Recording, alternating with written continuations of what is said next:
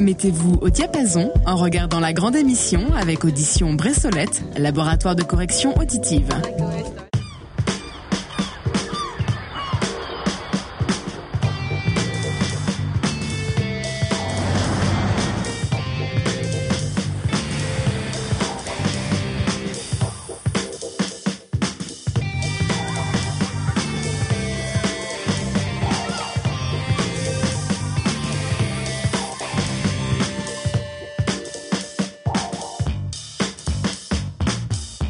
Bonjour à tous, soyez les bienvenus sur le plateau de la grande émission pour une nouvelle semaine. Nous allons parler dans un instant de la journée de la femme. C'était hier, mais on va y revenir dans un instant. D'abord, les deux chroniqueurs du lundi, Jérôme et Aurélien. Bonjour à tous les deux. Bonjour Stéphane.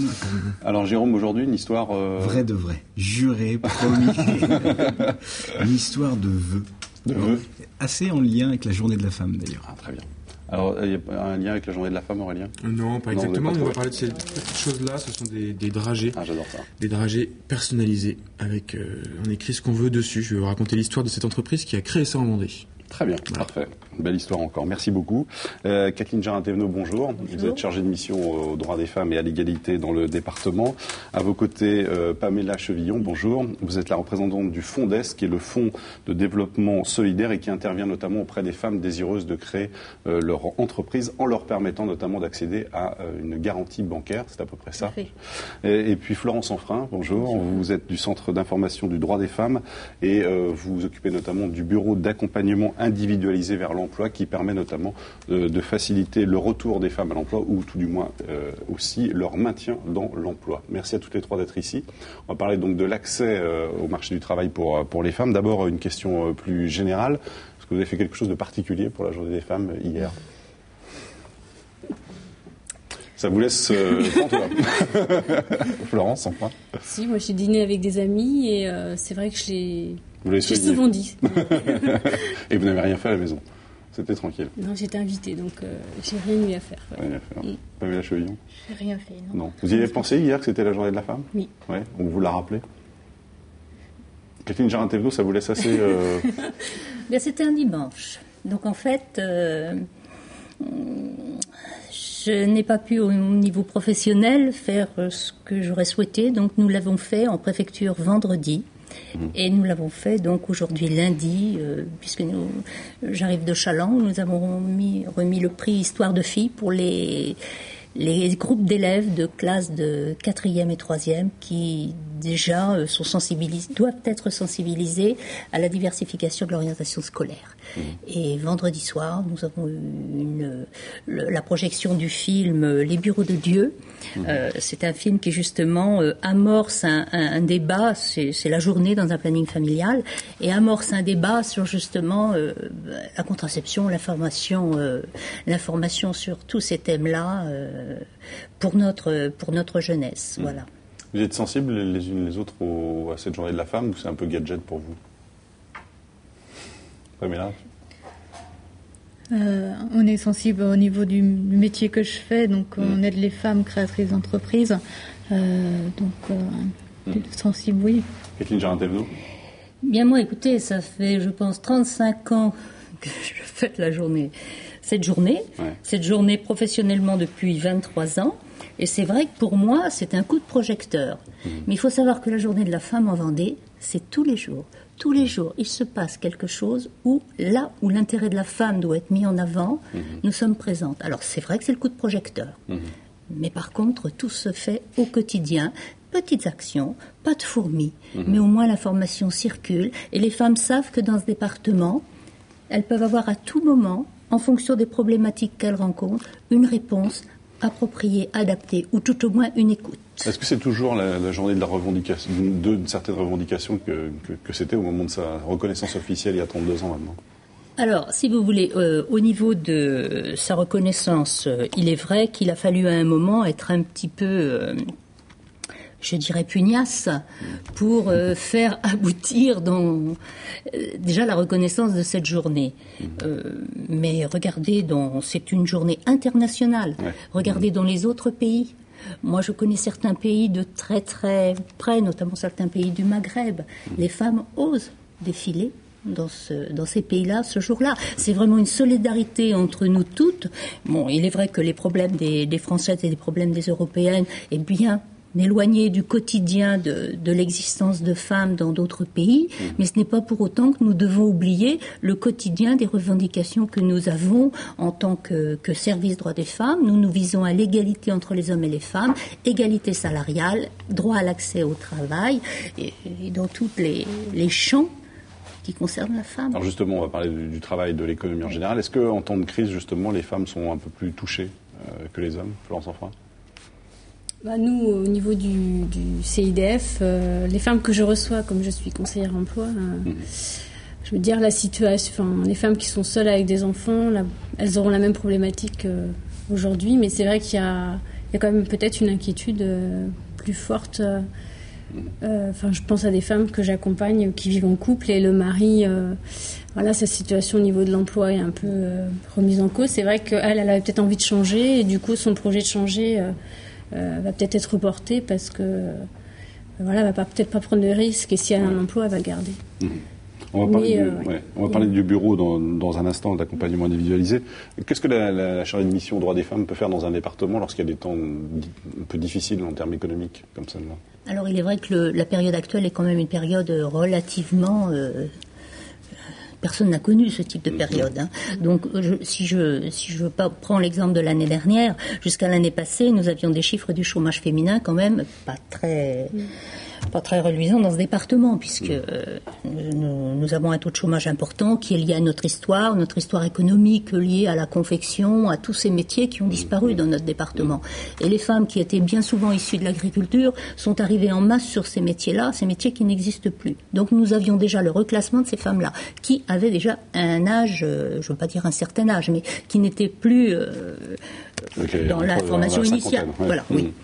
Alors nous avions mis en place pas mal de dispositifs pour soutenir cette démarche, et notamment le contrat de mixité. Le contrat de mixité, c'est un dispositif national, c'est-à-dire c'est une aide à une entreprise qui embauche une femme sur un secteur où on n'a pas l'habitude de la voir. Alors c'est quand même il y a des critères, il y a des secteurs où on dit... Oui. Ah, d'accord. Oui, prenons l'exemple. Une entreprise, là nous avons signé une convention avec la métallurgie, une entreprise de métallurgie qui n'a pas de femme sur un poste pas un poste de secrétariat, parce que là nous ne versons pas d'aide, mais sur un poste où on n'a pas l'habitude de voir, c'est-à-dire qu'on entre réellement dans la mixité des métiers, à ce moment-là on peut verser 6 000 €. C'est une convention très très simple entre monsieur le préfet, signé par le directeur du travail, le chef d'entreprise et la salariée qui entre sur son poste. Ça peut concerner tant la formation de cette femme pour l'adaptation à son poste de travail. Ça peut concerner l'adaptation des locaux, puisque vous savez que la législation au niveau de l'Europe exige des vestiaires et des sanitaires distincts. C'est une mesure incitative qui fonctionne ou pas? Alors, il y a beaucoup de difficultés. Elle fonctionne, mais pas autant que je le souhaiterais. Aurélien ou Jérôme, allez-y, vous ne votez pas. Je me demandais, justement, dans des secteurs comme la métallurgie peu féminisés, dès lors qu'il y a des femmes qui viennent s'intégrer à des équipes de travail, qu'est-ce que ça change? Est-ce que... c'est quoi? Vous me voyez sourire. C'est vrai. Oui. Je ne vais pas citer le nom des entreprises, mais dont notamment notre président de la métallurgie, c'est le dialogue social au sein de l'entreprise, tout change. Tout change. Moi, j'ai même vu, dans une grosse entreprise de transport de Vendée, les hommes attendre la première, marche arrière d'un camion conduit par une femme, tous sur le quai, en se disant elle va se planter. Non, elle ne s'est pas plantée. C'était un test magnifique. Et après ça, c'est une légitimité de cette femme, c'est une compétence qui rentre dans une entreprise, et même au niveau de secteurs tels la maçonnerie, vous verrez les propos des hommes qui changent. Il y a moins de vulgarité. On fait peut-être plus attention à ce qu'on dit et à ses attitudes. C'est vraiment un plus pour l'entreprise, une femme dans l'entreprise. Alors c'est vrai que je suis très bavarde, mais il est vrai que cette femme, elle doit quand même, lorsqu'elle est la première, être relativement solide. Mais il faut savoir que les femmes qui s'engagent dans ce type de métier, elles ont, pour certaines quand même, lorsqu'elles ne sont pas issues de l'enseignement initial, pour certaines, elles ont galéré. Donc elles défendent. Et ça, elles... Aurélien. Mais il reste encore beaucoup de métiers qui ne sont pas ouverts aux femmes.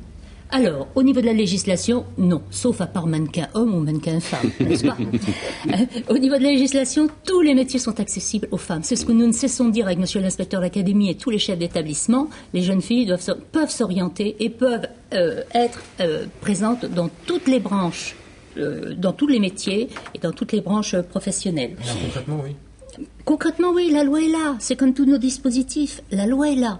Mais si vous voulez, après, il y a les mentalités. Elles évoluent bien plus tardivement que la loi. Hein. Florence Enfrin, par exemple, les femmes que vous recevez aujourd'hui, les secteurs dans lesquels elles veulent s'engager sont des secteurs, je veux dire, assez classiques d'entrée pour les femmes, ou certaines, effectivement, osent des secteurs qui ne sont pas forcément réservés? Du coup, c'est vrai qu'en général, je reçois souvent les mêmes envies, petite enfance ou d'autres métiers de ce type. Santé, sociale. Et c'est vrai que c'est, dans le cadre de mon travail, c'est mon rôle de les aider à élargir. Élaborer leur projet. Et élargir, oui, se dire, oui, il y a d'autres choix possibles.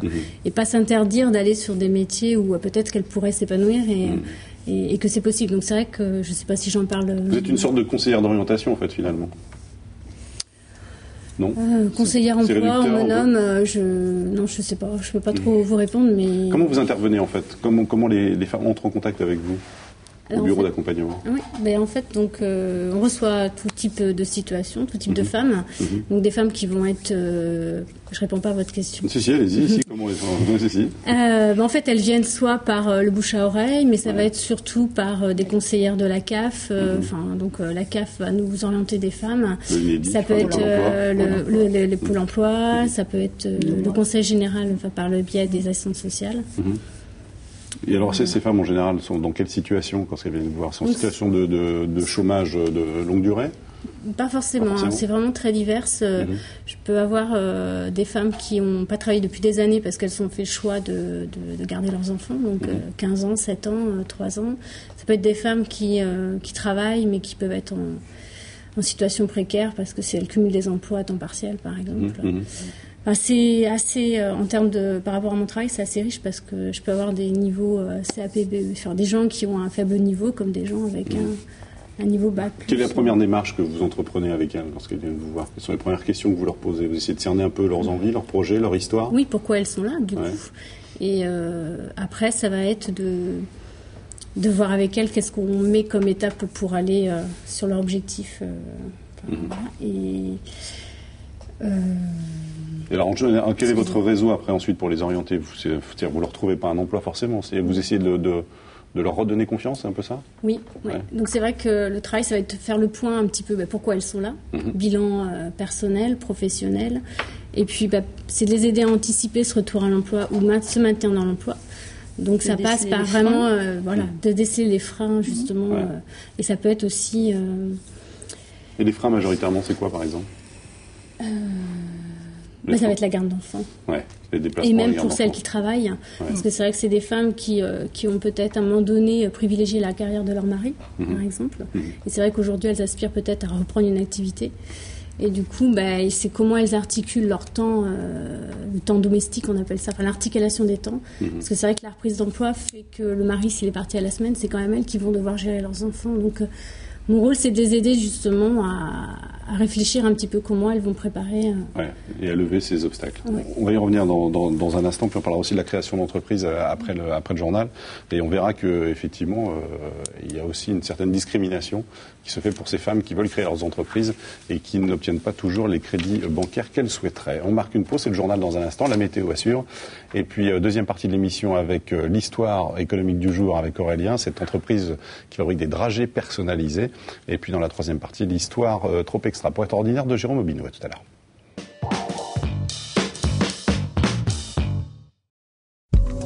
Mettez-vous au diapason en regardant la grande émission avec Audition Bressolette, laboratoire de correction auditive.